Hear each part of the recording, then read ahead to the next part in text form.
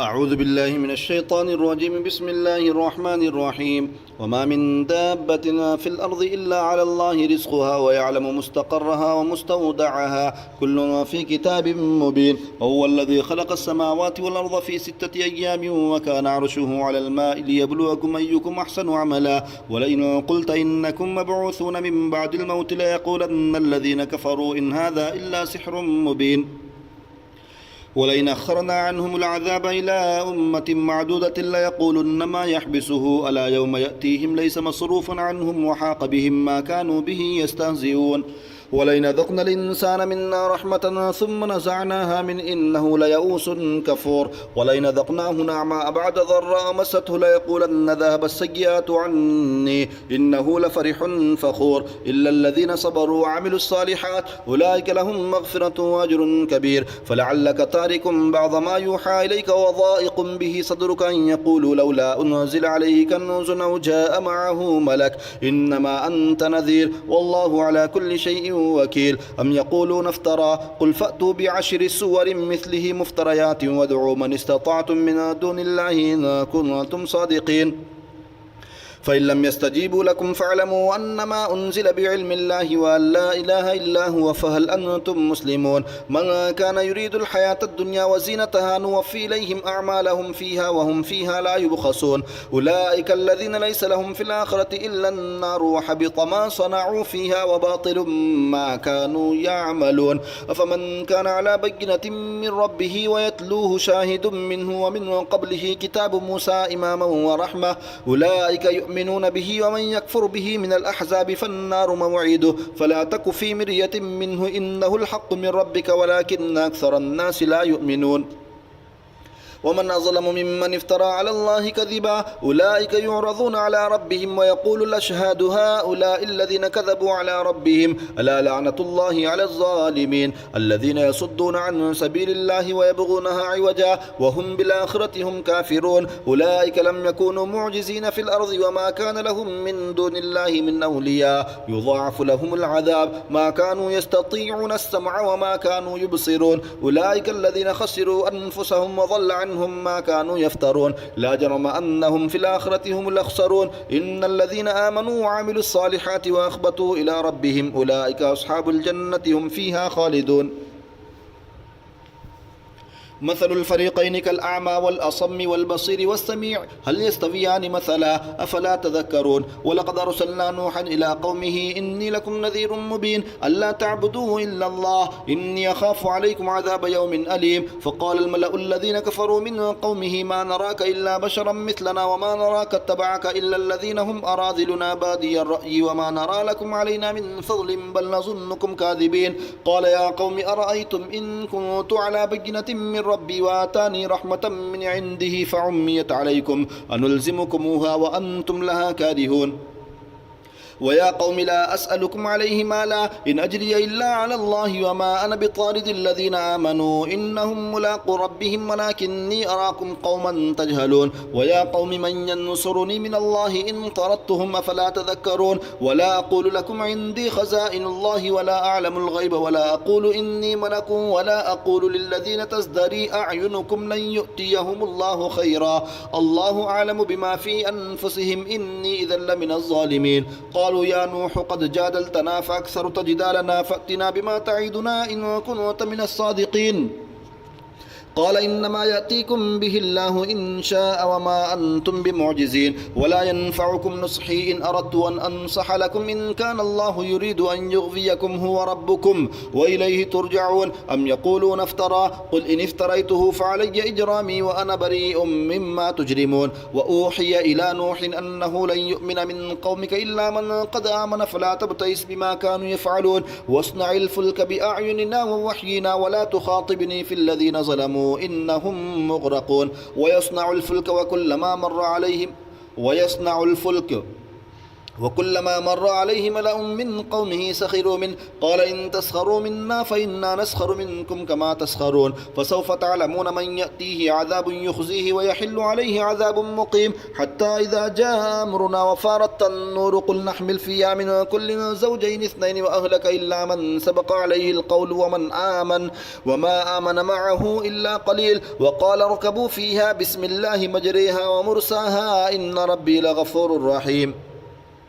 وهي تجري بهم في موج كالجبال ونادى نوح ابنه وكان في معزل يا بني اركب معنا ولا تكن مع الكافرين قال سآوي إلى جبل يعصمني من الماء قال لا عاصم اليوم من أمر الله إلا من رحم وحال بينهما الموج فكان من المغرقين وقيل يا أرض ابلعي ماءك ويا سماء أقلعي وغيض الماء وقضي الأمر واستوت على الجودي وقيل بعدا للقوم الظالمين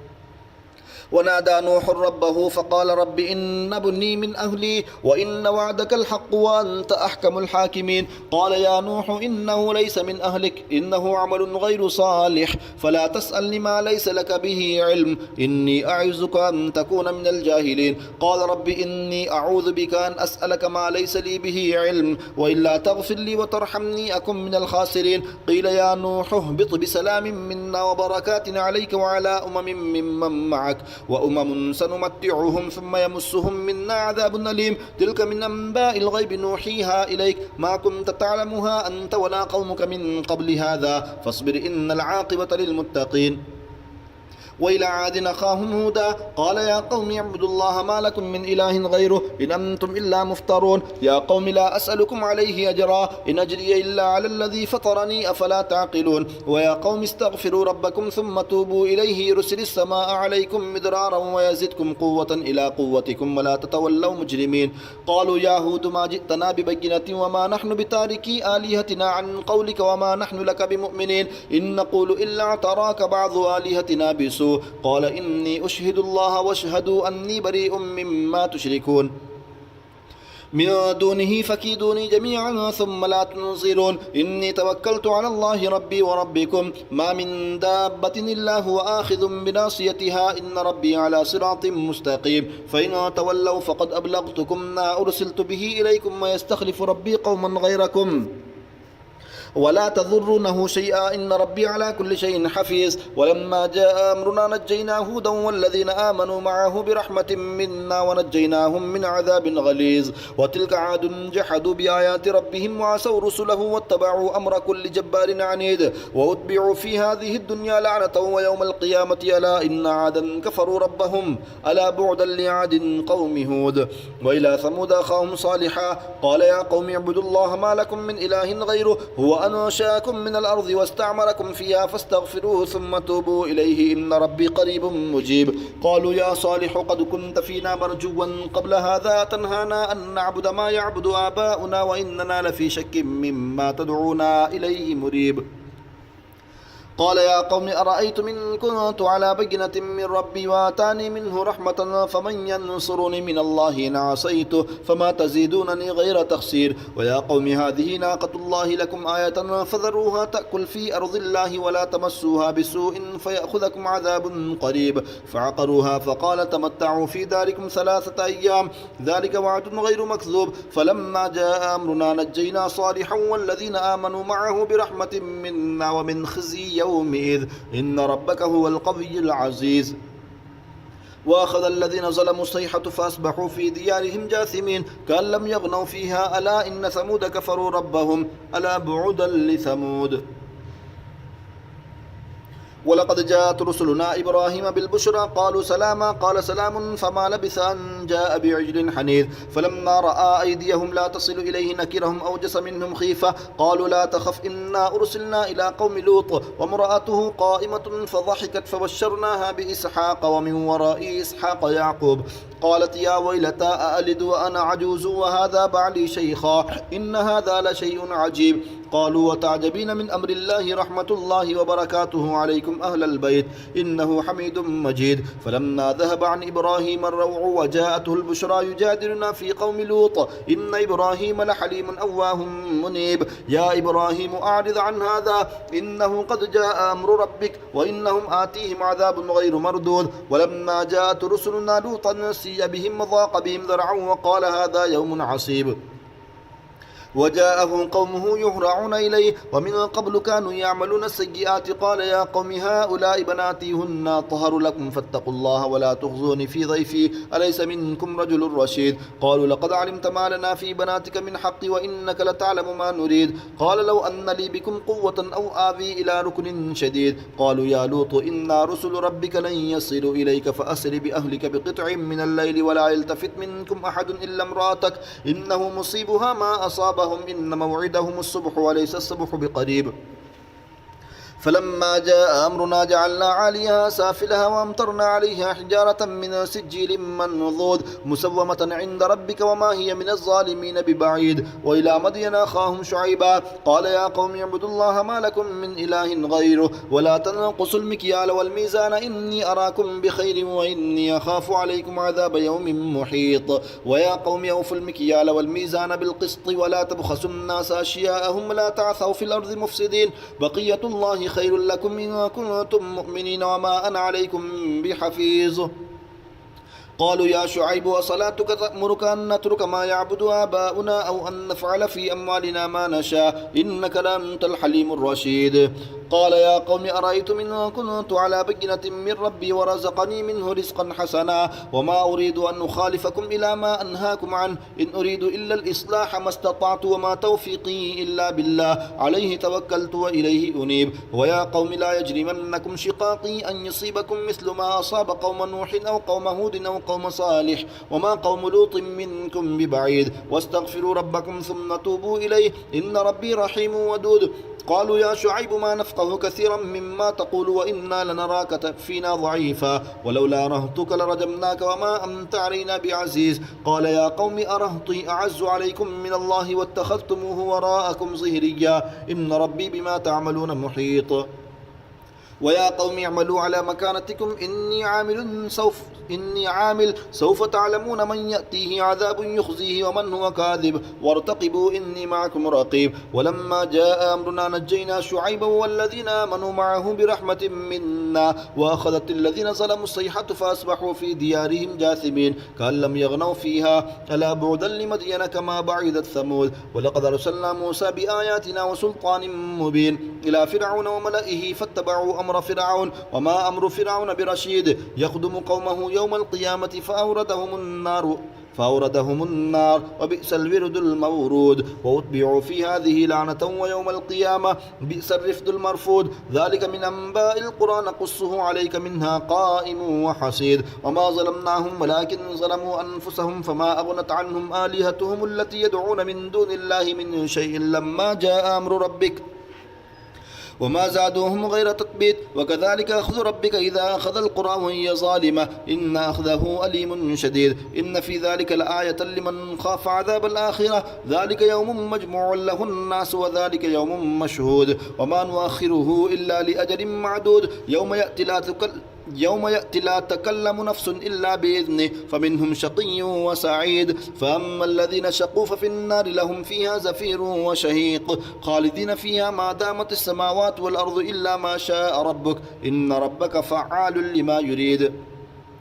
وأما الذين سعدوا ففي الجنة خالدين فيها ما دامت السماوات والأرض إلا ما شاء ربك عطاء غير مجذوذ. فلا تك في مرية مما يعبد هؤلاء ما يعبدون إلا كما يعبد آباؤهم من قبل وإنا لموفوهم نصيبهم غير منقوص. ولقد آتينا موسى الكتاب فاختلف فيه ولولا كلمة سبقت من ربك لقضي بينهم وإنهم لفي شك منه مريب. وإن كلا لما ليوفينهم ربك أعمالهم لهم إنه بما يعملون خبير فاستقم كما أمرت ومن تاب معك ولا تطغوا إنه بما تعملون بصير ولا تركنوا إلى الذين ظلموا فتمسكم النار وما لكم من دون الله من أولياء ثم لا تنصرون وأقم الصلاة طرفي النهار وزلفا من الليل إن الحسنات يذهبن السيئات ذلك ذكرى للذاكرين واصبر فإن الله لا يضيع أجر المحسنين فلولا كان من القرون من قبلكم أولو بقية ينهون عن الفساد في الأرض إلا قليلا ممن أنجينا منهم واتبع الذين ظلموا ما أترفوا فيه وكانوا مجرمين وما كان ربك ليهلك القرى بظلم وأهلها مصلحون ولو شاء ربك لجعل الناس أمة واحدة ولا يزالون مختلفين إلا من رحم ربك ولذلك خلقهم وتمت كلمة ربك لأملأن جهنم من الجنة والناس أجمعين وكلا نقص عليك من أنباء الرسل ما نثبت به فؤادك وجاءك في هذه الحق وموعظة وذكرى للمؤمنين وقل للذين لا يؤمنون اعملوا على مكانتكم إنا عاملون وانتظروا إنا منتظرون ولله غيب السماوات والأرض وإليه يرجع الأمر كله فاعبده وتوكل عليه وما ربك بغافل عما تعملون بسم الله الرحمن الرحيم ألف لام را تلك آيات الكتاب المبين إنا أنزلناه قرآنا عربيا لعلكم تعقلون نحن نقص عليك أحسن القصص بما أوحينا إليك هذا القرآن وإن كنت من قبله لمن الغافلين إذ قال يوسف لأبيه يا أبت إني رأيت 11 كوكبا والشمس والقمر رأيتهم لي ساجدين قال يا بني لا تقصص رؤياك على إخوتك فيكيدوا لك كيدا إن الشيطان للإنسان عدو مبين وكذلك يجتبيك ربك ويعلمك من تأويل الأحاديث ويتم نعمته عليك وعلى آل يعقوب كما أتمها على أبويك من قبل إبراهيم وإسحاق إن ربك عليم حكيم لقد كان في يوسف وإخوته آيات للسائلين إذ قالوا ليوسف وأخوه أحب إلى أبينا منا ونحن عصبة إن أبانا لفي ضلال مبين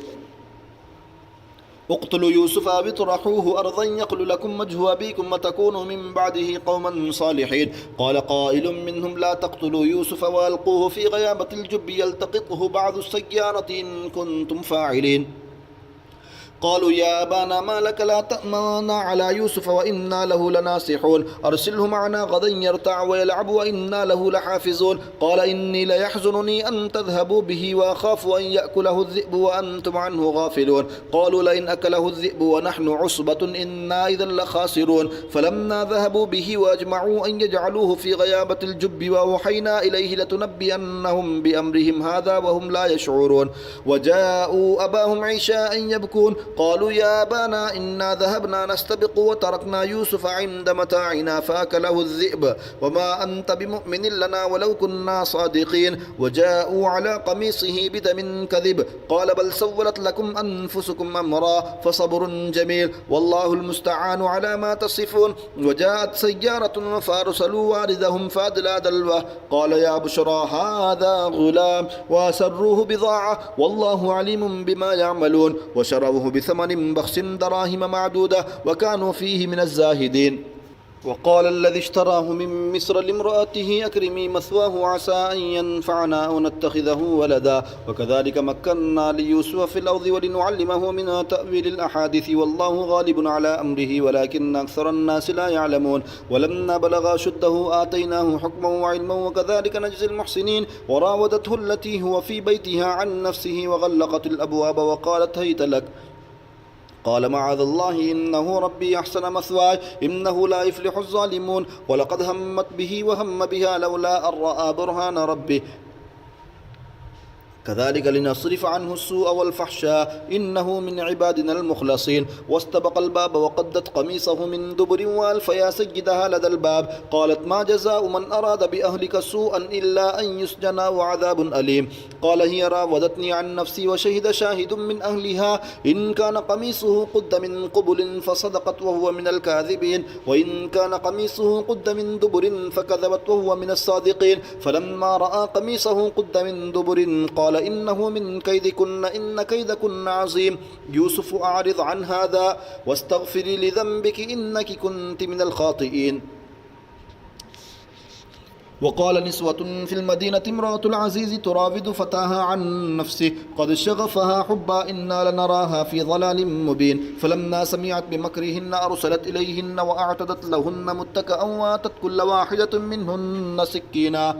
منهن سكينا وقالت اخرج عليهن فلما رأينه أكبرنه وقطعن أيديهن وقلن حاش لله ما هذا بشرا إن هذا إلا ملك كريم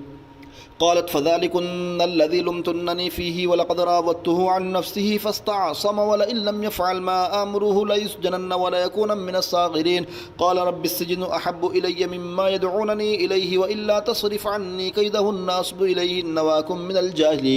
من الجاهلين فاستجاب له ربه فصرف عنه كيدهن إنه هو السميع العليم ثم بدا لهم من بعد ما رأوا الآيات ليسجننه حتى حين ودخل معه السجن فتيان قال أحدهما إني أراني أعصر خمرا وقال الآخر إني أراني أحمل فوق رأسي خبزا تأكل الطير منه نبئنا بتأويله إنا نراك من المحسنين قال لا يأتيكما طعام ترزقانه إلا نبأتكما بتأويله قبل أن يأتيكما ذلكما مما علمني ربي إني تركت ملة قوم لا يؤمنون بالله وهم بالآخرة هم كافرون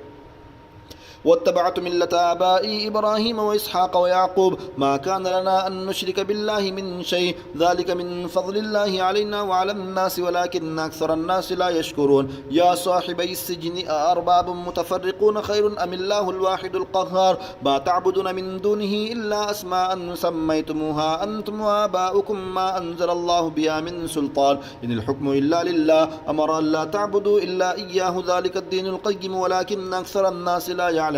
يا صاحبي السجن أما أحدكما فيسقي ربه خمرا وأما الآخر فيسلب فتأكل الطير من رأسه قضي الأمر الذي فيه تستفتيان وقال للذي ظن أنه ناج منه اذكرني عند ربك فأنساه الشيطان ذكر ربه فلبث في السجن بضع سنين وقال الملك إني أرى 7 بقرات سمان يأكلهن 7 عجاف و7 سنبلات خضر وأخرى يابسات يا أيها الملأ أفتوني في رؤياي إن كنتم للرؤيا تعبرون قالوا أضغاث أحلام وما نحن بتأويل الأحلام بعالمين وقال الذي نجا منهما وادكر بعد أمة أنا أنبئكم بتأويله فارسلون يوسف أيها الصديق أفتنا في 7 بقرات سمان يأكلهن 7 عجاف و7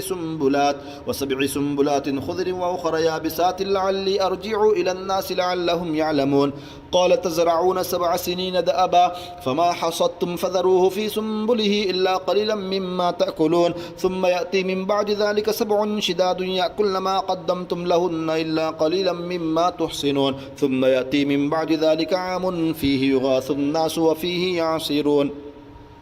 وقال الملك ائتوني به فلما جاءه الرسول قال ارجع إلى ربك فاسأله ما بال النسوة اللاتي قطعن أيديهن إن ربي بكيدهن عليم قال ما خطبكن إذ راوتن يوسف عن نفسه قلن حاش لله ما علمنا عليه من سوء قالت امرأة العزيز الآن حصى الحق أنا راودته عن نفسه وإنه لمن الصادقين ذلك ليعلم أني لم أخنه بالغيب وأن الله لا يهدي كيد الخائنين